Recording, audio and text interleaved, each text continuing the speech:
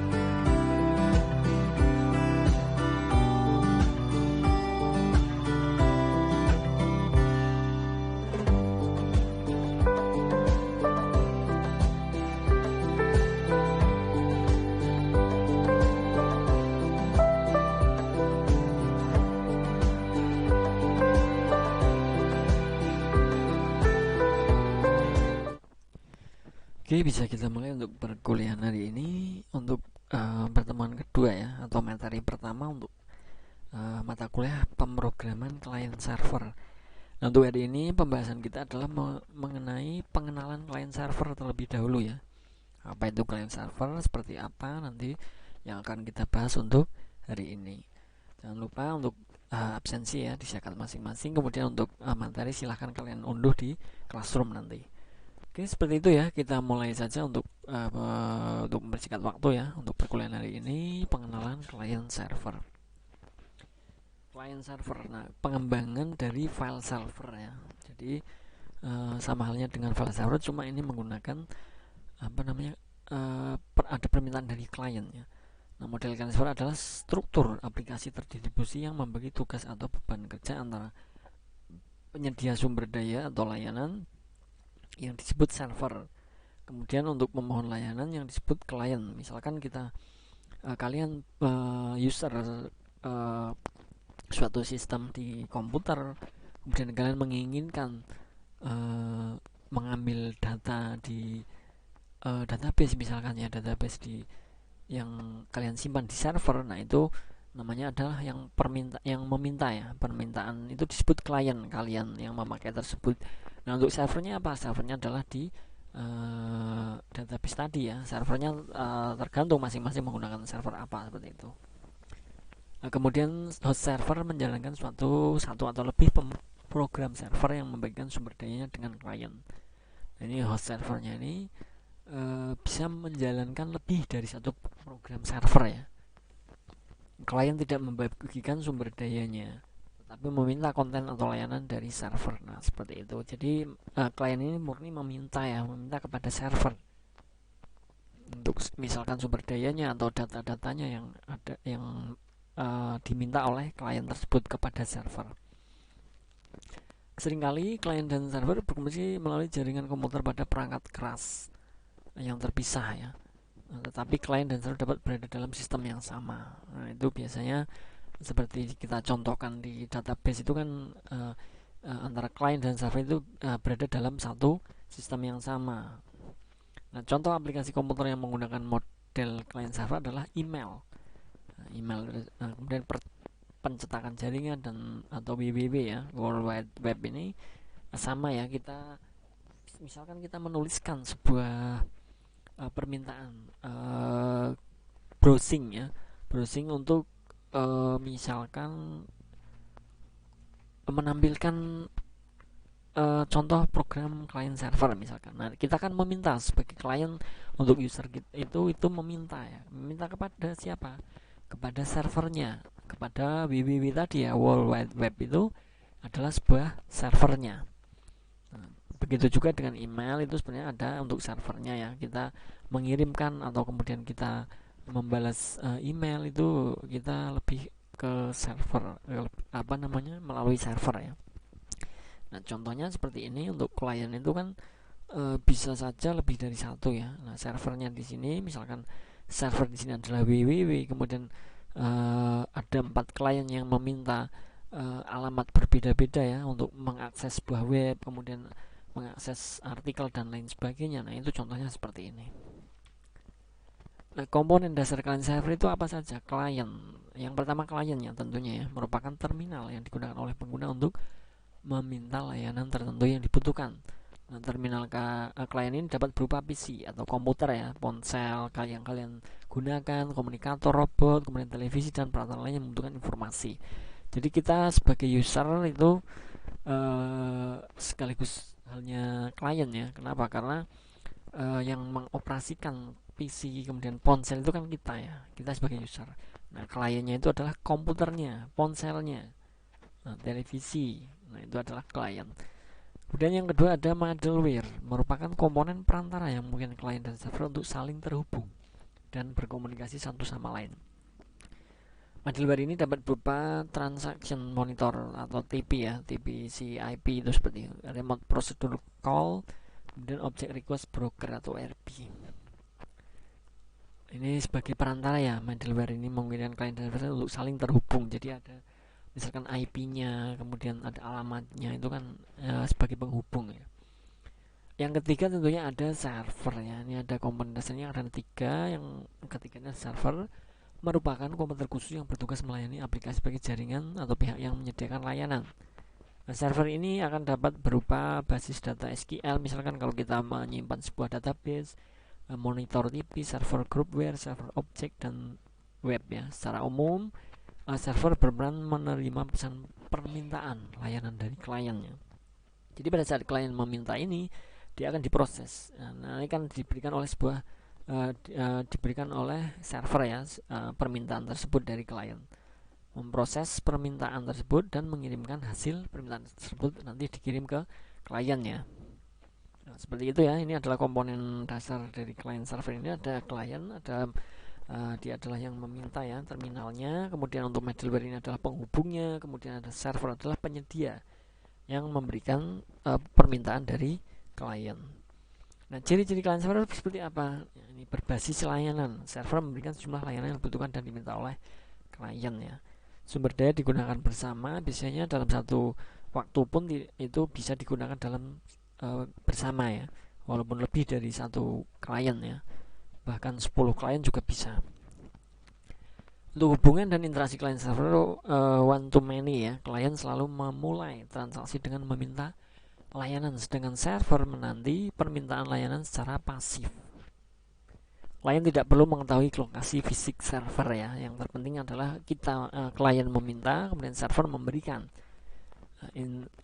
Interoperabilitas perangkat lunak dan perangkat keras, digunakan oleh masing-masing klien, tidak harus sama dengan yang digunakan pada server ya, bebas ya, karena kita menggunakan server jaringan namun masih dapat saling terkoneksi antara satu dengan yang lain. Yang terpenting seperti itu. Ini untuk pertukaran berbasis pesan ada macam-macam ya, ada enkapsulasi layanan, kemudian ada skalabilitas, konsistensi data. Ini silahkan nanti dipelajari ya. Dipelajari, kalau memang perlu ditambahkan monggo silahkan ditambahkan. Ini contoh ya, contohnya ada presentation tier 1, tier 2, tier 3 ya. Jadi aplikasi servernya di sini ada LAN, kemudian di sini ada data resource-nya ya, jadi yang diminta. Nah, di sini kan ada klien, beberapa klien ya. Ini misalkan ada 6 klien meminta atau kepada server, kemudian server di sini memproses, dia mengambil data yang ada di file manager source-nya ya. Dan nanti setelah diproses baru akan diberikan oleh kliennya kembali ke sini.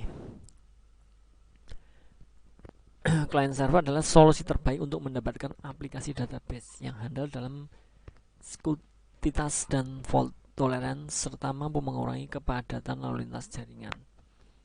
Ini karena jaringan itu tentunya kan memang lalu lintasnya padat ya. Bahkan untuk perkembangan zaman sekarang itu serba menggunakan jaringan. Jadi dengan adanya client server ini nanti akan mudah ya, database-nya mudah diakses kalau misalkan database ya. Nah, secara absolut klien tidak mempunyai kontrol atas data yang berada di server. Dalam ini klien hanya perlu membuat permintaan untuk semua aktivitas yang diinginkan. Untuk komponen server menyediakan fungsi atau layanan satu ke banyak klien. Yang memulai permintaan untuk layanan tersebut sebagai contohnya adalah server web, melayani halaman web, dan server file melayani file komputer. Seperti itu ya contoh mudahnya. Nah, seperti ini ada end usernya untuk programmer utilities. Silahkan dipelajari nanti. Karakteristik dari pemrograman client server juga ada ya, menggambarkan hubungan program yang bersama dalam satu aplikasi. Jadi client dan server ini sebenarnya adalah hubungan kerjasama ya. Sumber daya bersama dapat berupa komponen perangkat lunak dan elektronik komputer server ya, dari program dan data hingga prosesor dan perangkat penyimpanan. Pembagian sumber daya server merupakan layanan. Biasanya untuk storage atau penyimpanannya itu di dalam server itu masuk ke layanan jaringan ya. Nah, ini tipe-tipe tugas yang terjadi pada klien itu apa saja, nanti bisa kalian kembangkan ya. Antar muka pengguna itu apa, interaksi database-nya. Ini sebagai PR kalian, nanti bisa dikembangkan lagi ya sejumlah aturan bisnis. Pemanfaatan aplikasi client server itu banyak digunakan apa? Aplikasi pembayaran rekening listrik itu termasuk client server ya. Kenapa? Karena kita mengoperasikan sebagai user itu masuk ke klien, kemudian kita meminta kepada PLN misalnya untuk rekening listrik ya. Nah, itu bisa diberikan oleh server nantinya.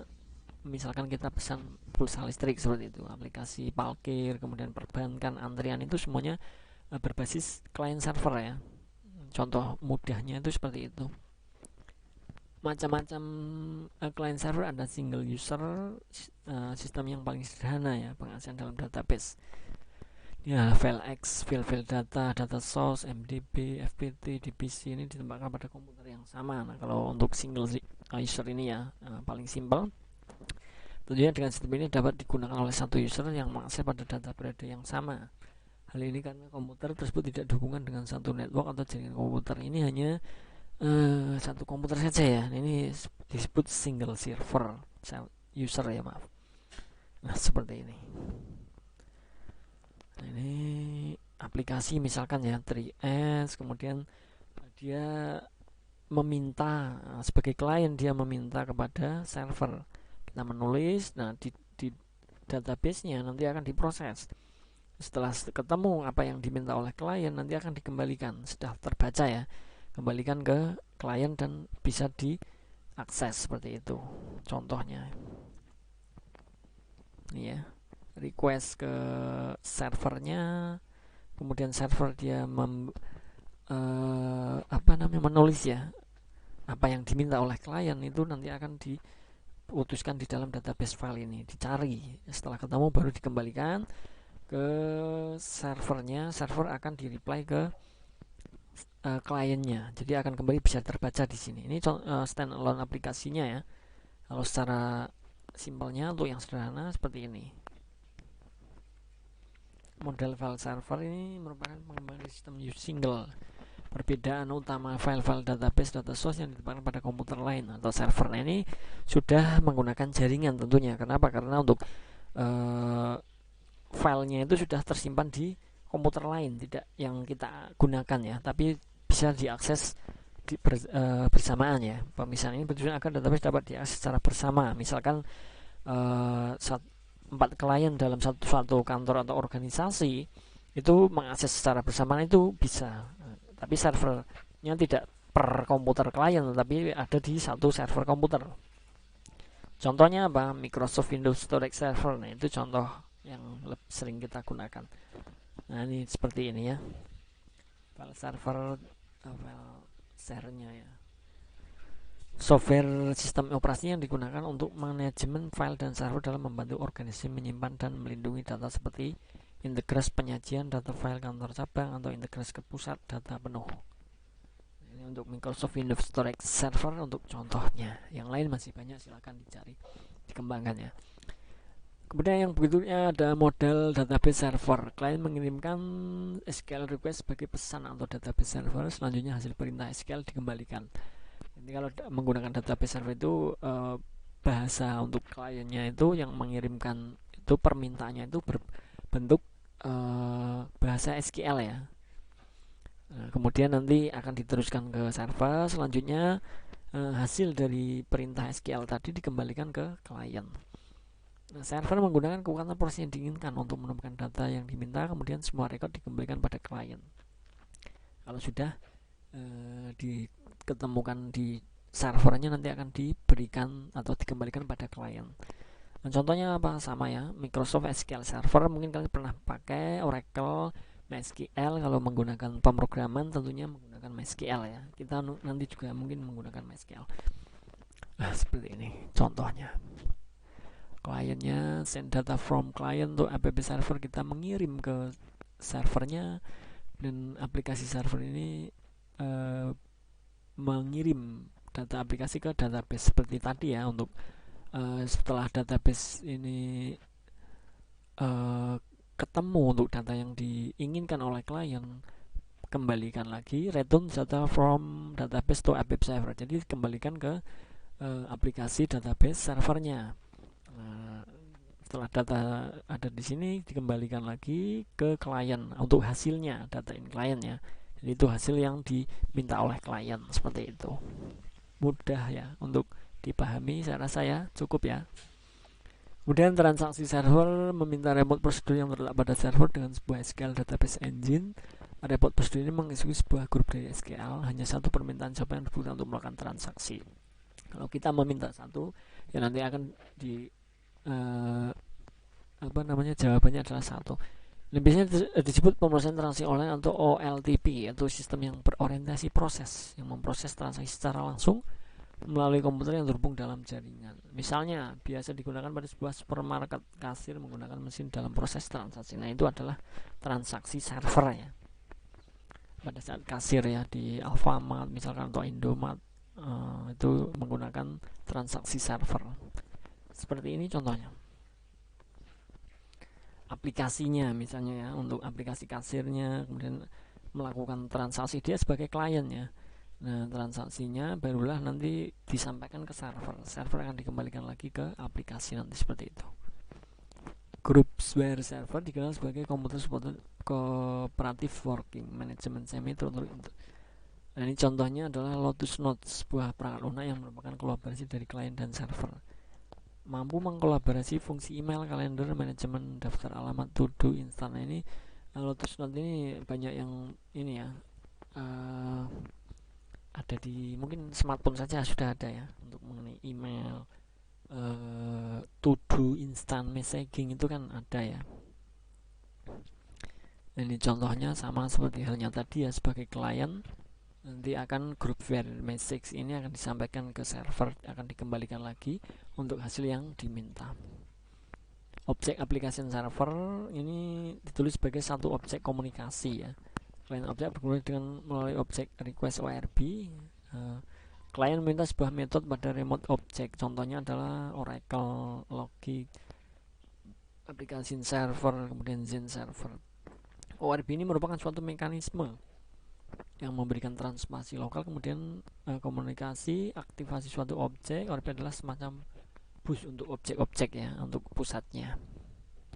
Seperti ini untuk remote metode invocation ya, melalui ORB tadi, dia sebagai busnya atau untuk perantaranya ya, bukan sebagai wadah untuk hasilnya nanti akan dikembalikan kepada klien nanti ya, berupa objek.